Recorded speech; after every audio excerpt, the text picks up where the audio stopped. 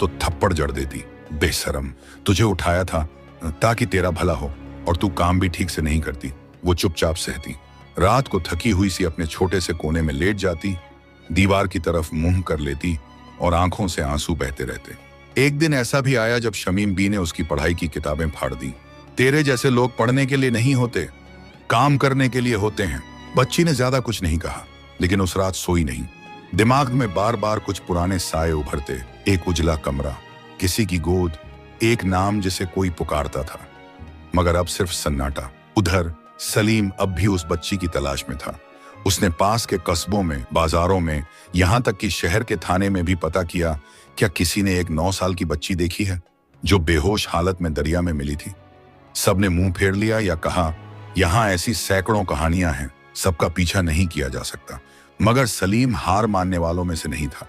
वो हर जुमे के दिन खास तौर से दुआ करता, या अल्लाह, उस बच्ची की हिफाजत फरमा, जहां कहीं भी हो उसे अपना बना दे और मुझे फिर से उससे मिला दे। उधर बच्ची की हालत दिन ब दिन गिरती जा रही थी। भूख, काम और ताने अब उसकी जिंदगी बन चुके थे। वो अब नाम भी भूलने लगी थी।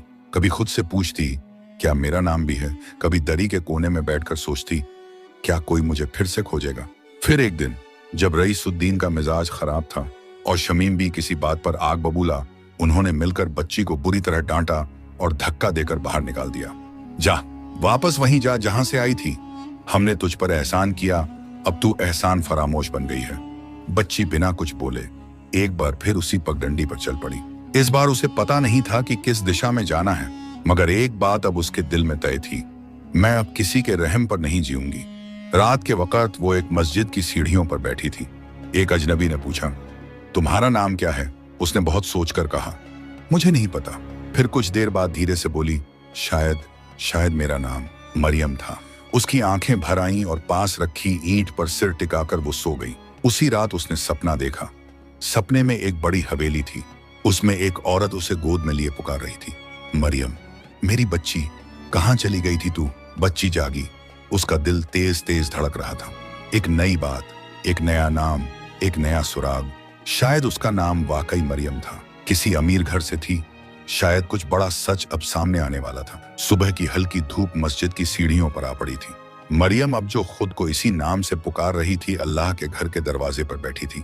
आंखों में नींद का असर तो था, मगर दिल में एक अनजानी सी बेचैनी भी।